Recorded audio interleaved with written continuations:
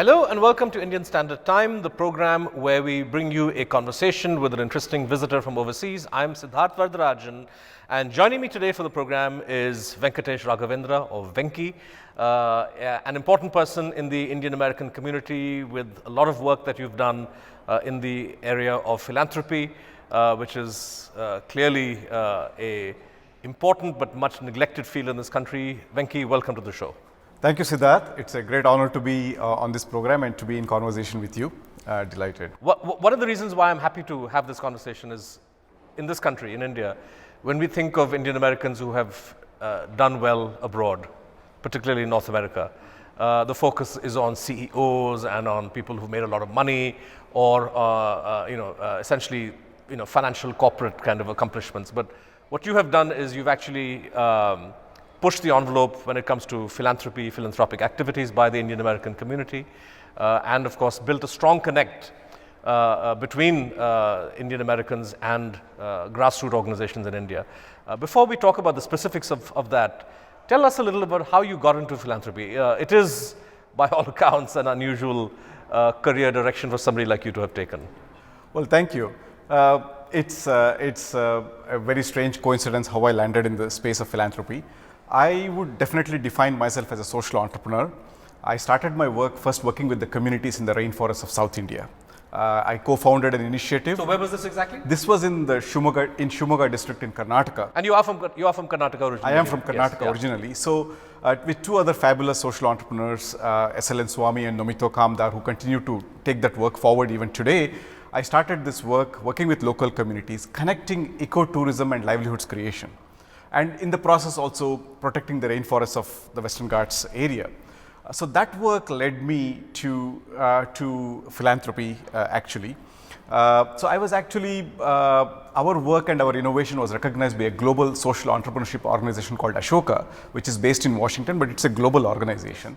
So I was delighted to be drawn into the world of Ashoka, spent several years working with social entrepreneurs around the world. But Siddharth, eventually what I realized was that I had fabulous experiences around the world working with great change makers. But I found that the nuances of change, the context of change is so critical. So I felt that all the learnings and all the experiences I had around the world would be best utilized in the context of change making in India. And especially since I live in the United States, and I thought it would be a great way to bring the two together. And so that's how I landed in the space of philanthropy, especially the diaspora philanthropy area. So when did you move to the United States? I've been living in the United States since the late 90s. Starting with your association with the Ashoka people. Yes. So I started with Ashoka, but in the last 7-8 years, I've been a part of this amazing platform called the American India Foundation. I'll talk more about it in a little while. So first Ashoka and then the American India Foundation, which is the largest philanthropic platform across the India and the United States. Okay. Now, before we discuss the work of the AIF, and I will want you to give examples of some of the fascinating work that you have done. A question that comes to my mind is whether there is a problem with Indians and philanthropy. If we look at the quantum or the sort of the relative percentage of wealth of high net worth individuals that goes towards philanthropy, I'm willing to guess that India is pretty low down in the donor table. Things weren't always like this. If you look at some of our major educational or health institutions today, these were created by far-sighted philanthropists with real public spirit 100 years ago. Today, there seems to be a flagging of interest. High net worth individuals, when they do give money, seem to prefer or seem to favor religious institutions or organizations. They seem to prefer giving it to their own so-called community. And even when they take the initiative for educational or health institutions, the creation of those institutions, one is never quite sure to what extent is this philanthropic and to what extent is this like a business venture. So is there a problem? Am I being cynical, or is there actually a problem with philanthropy in this country? It's a very interesting question you raise, because I see no dearth of generosity in the Indian culture, in the Indian psyche, in the Indian mindset, so to say. However, that's slightly different from philanthropy. And so what I've seen, especially working in the United States, is the deep-rooted culture of philanthropy. That is one could argue that it's emerging, it's evolving in the Indian context. So I see a lot of generous people, I see a lot of generous giving, and there are different motivations for giving, as you pointed out. But what one would define as the philanthropic culture is still emerging, still evolving. I wish it would become a little more widespread and embraced by one and all. And also, it's interesting that philanthropy should be done just for the sake of philanthropy. It should not have all kinds of strings attached and all kinds of other expectations from it. So I think that is still a little nascent, I would argue, in India. Is there an incentives issue here? I mean, not to be too cynical, but there were a lot of reports in America, in the United States, after Mark Zuckerberg declared that he was giving all his wealth away and so on. And there was quite, there were factual but of course cynical pieces that appeared in the press about how this was really just a way of ensuring that inheritance tax would not be paid and so on and so forth. I mean, so do states or governments need to structure their tax systems in such a way that you push high net worth individuals in the direction of donating their income to a good cause rather than simply passing it on to the next generation? Well, it's again, I would say that creating the right climate for giving is important. The right policy framework, the right climate for giving is important. But then again, giving has to come from the heart. It's not, one would not give because there are business incentives or there are tax incentives and so on. Those are enabling factors, but that cannot be the primary motivation for giving. So I think, but the government and the state does have a role in creating a conducive environment and making it easier for people to give. Right. Here, for example, the new CSR rules, where it's kind of mandatory that a certain percentage has to be set aside. Of course, the definition of what constitutes philanthropic activity under that is there on the statute, but would that kind of a beginning be something that's I think valuable? It is definitely a great beginning because it also sets minds thinking on this issue, and then people also try and start channeling in a more thoughtful manner. It could be industries, it could be corporates, it could be individuals, or it could be employees working in those institutions. Right. It generates a thinking process around this philanthropic culture. Right. So I think it's a move in the right direction. Right. Now, speaking of the Indian American community with which you're familiar, how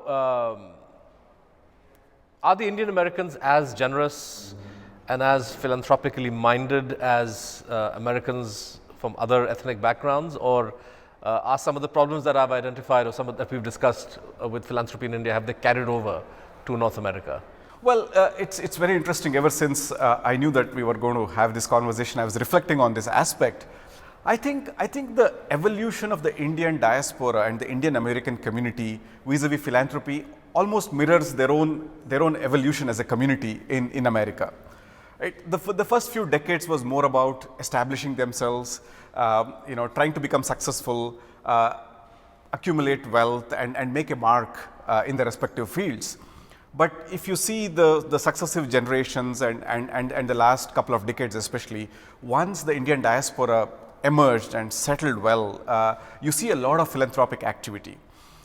So I think it's very interesting as to how just like the way it could be in the area of government, it could be in the area of public service, it could be in many other new areas that the Indian Americans are actively engaging in. You see them very, very actively engaging in the space of philanthropy also. It's a very interesting context because the Indian diaspora is by and large the largest, the most successful diaspora as that's the reputation that they have gained.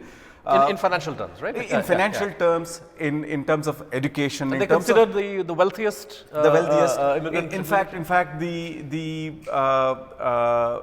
income levels is almost double of the average American for the Indian American there.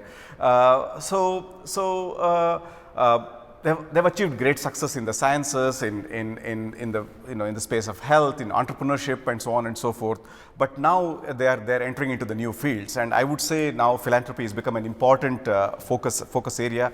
And so you see a lot of active interest in the space of philanthropy, and definitely the larger philanthropic culture in the American community has rubbed off on the Indian American community as well. And are the philanthropic activities of Indian Americans primarily focused on India, or do we see examples of Indian Americans also giving to the society in which they live in? Well, from the conversations that I've been having with many of the successful Indian philanthropists, definitely they want to give to their local community as well as give to India. They want to give to their country of their heritage as well as their local community. Right. Okay. Yeah. So there is a sense in which that responsibility is playing itself out. Yes. Yes. Now, tell us a little now about the America India Foundation itself, because here you have, in a way, a concrete organization that whose charter essentially is to develop these links between the Indian American community and projects in India. Tell us a little about AIF and what work it does. Well, the American India Foundation, it was an interesting start. It emerged in the aftermath of the Gujarat earthquake. But in the last 16 years, it's become a very large philanthropic platform between the two countries. To date, it's raised over $100 million, and it works in almost 23 states around the country, primarily in the areas of education, public health, and livelihoods. But I think what is fascinating about the role of the American India Foundation is the pioneering role it played in kind of engaging Indians to give in a collective manner. Right? I travel around the United States, I travel around America, and I meet a lot of people giving in different ways. There are a lot of individual efforts. And it's in a way there's almost no concrete data on how people are giving. I'm not talking about the remittances. I'm not talking of people giving back to families and friends and so on. But it's more about giving back to a particular cause. So there is a lot of individual. Or somebody comes, say, from Bhopal, and they're giving money to the gas victims. I mean, I'm saying that whatever their own history or experiences are. They give back to their schools. They give back to the hospitals, the districts, and the towns and villages that they come from. But what AIF, the American India Foundation, did was that it showed that collective giving is more powerful than individual giving. In other words, the whole is greater than the sum of its parts, is what AIF was able to show. So what, Siddharth, what it has enabled the Indian American community to do is actually work on systemic issues. Right? Look at education as a whole, look at public health as a whole. So it's rather than tackling smaller problems at a smaller level, the collective giving has enabled to work to look at systemic issues. Okay. Yeah. So how does the AIF identify areas, and within those areas specific projects that it wants to raise money for? Well, I can, we have a very nice strategic framework, identifying some of the biggest need areas. We also realize that it is important to focus on some of the big gaps. I can give you a quick example. Yeah. There is a fascinating program, one of our signature programs called the Learning and Migration Program. As we all know, seasonal distress migration is a very big issue in the country. We have people migrating, in large numbers, especially from the rural to urban areas in search of work. It could be salt pans, it could be brick kilns, it could be construction industry, it could be sugarcane plantations, and so on. So we designed this program wherein earlier the children would migrate with their parents, and their education would be disrupted from the villages that they would leave and go. And in fact, they would end up working as laborers alongside their parents. So what we did was we came up with this program of establishing seasonal hostels from the villages from the origin of the migration. And so these seasonal hostels where the children stay back, their education goes on unabated. And so this program is called LAMP program, the Learning and Migration Program. So we identified this as a huge gap in the education space. And so we have set up seasonal hostels in several states where children stay back along with their extended families, uncles, aunts. How many such hostels exist, and what kind of numbers are we talking about? Because I would imagine it's a drop in the ocean, a valuable drop, obviously. But it is. We work in 4 or 5 states, and we have set up a few hundred hostels.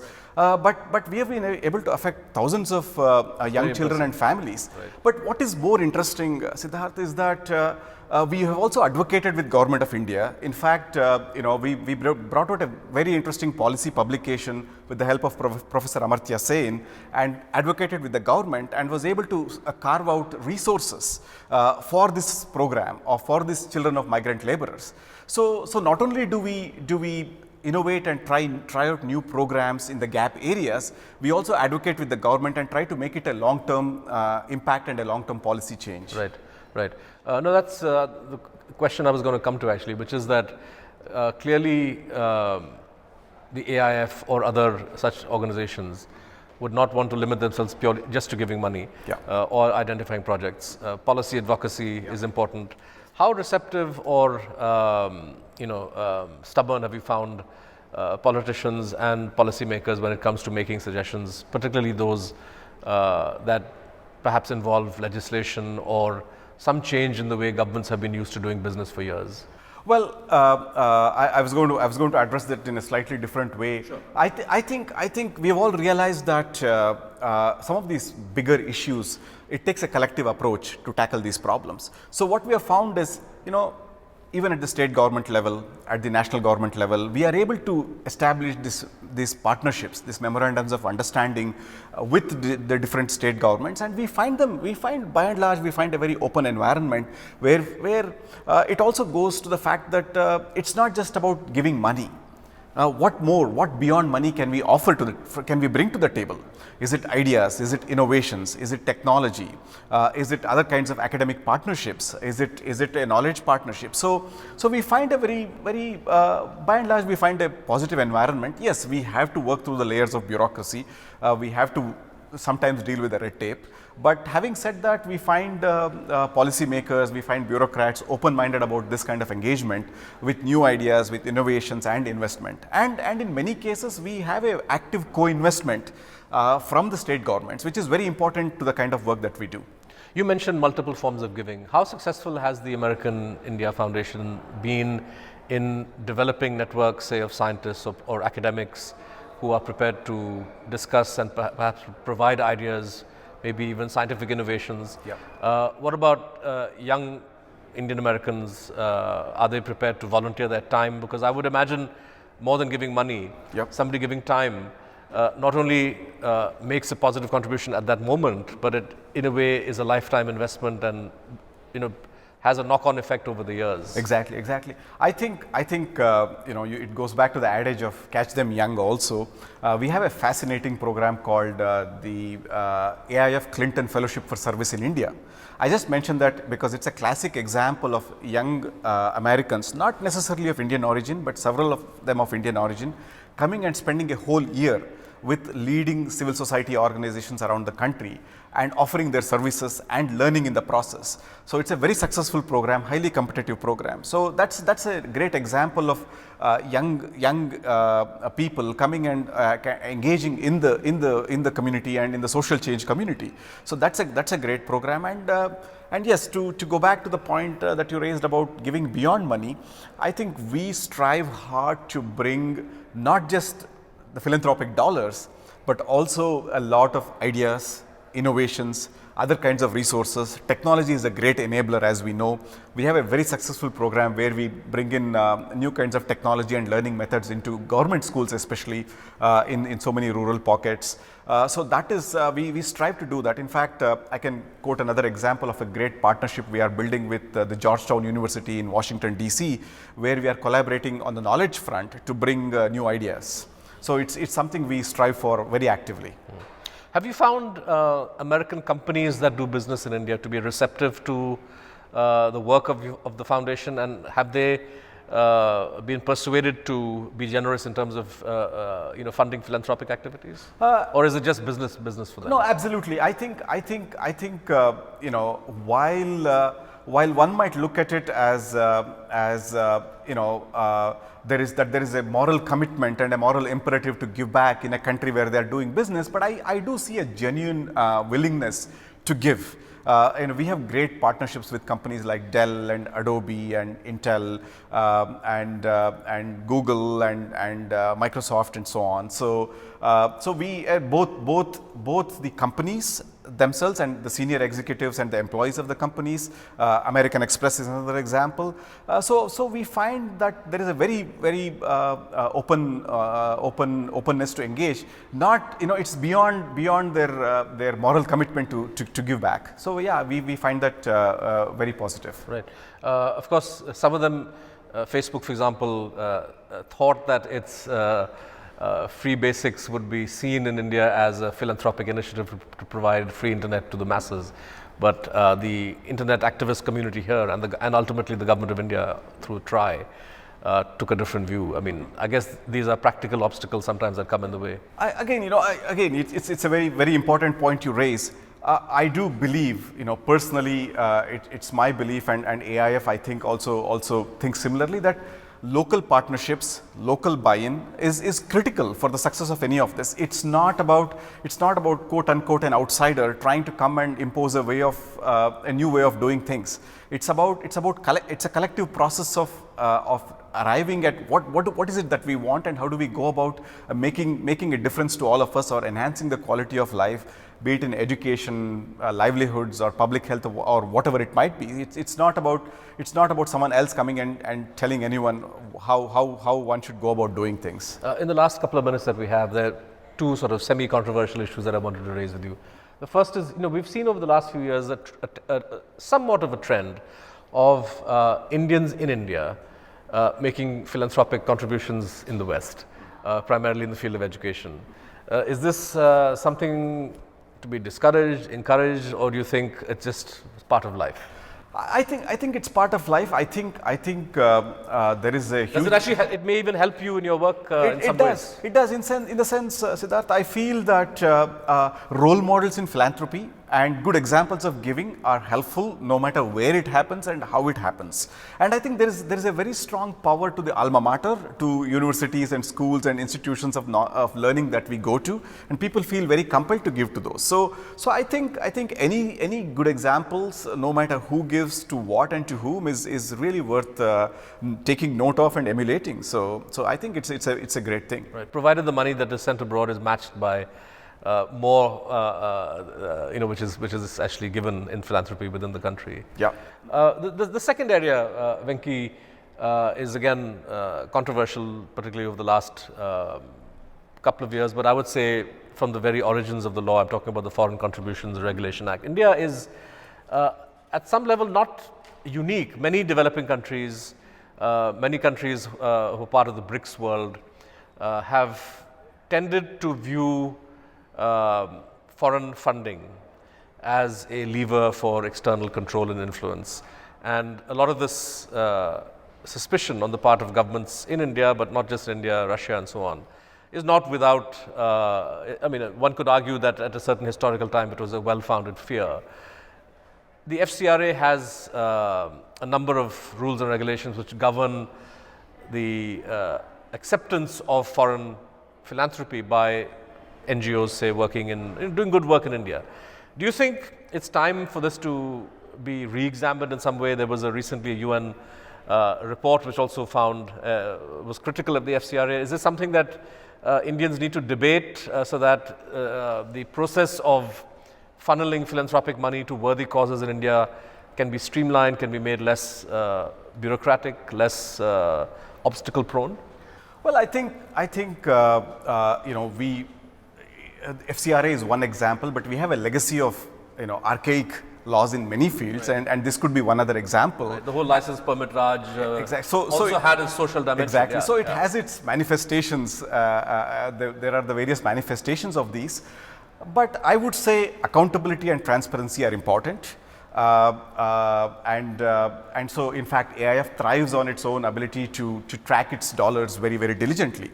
So I think at the end of the day, accountability and transparency in whatever form and shape we want to enforce it is important.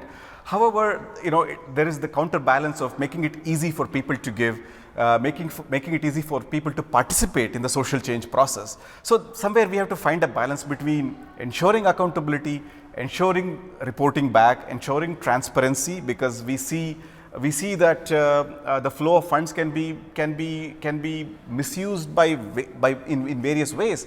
So finding a balance between the smoothness and the easiness of encouraging philanthropy and within the right framework of accountability and transparency is important.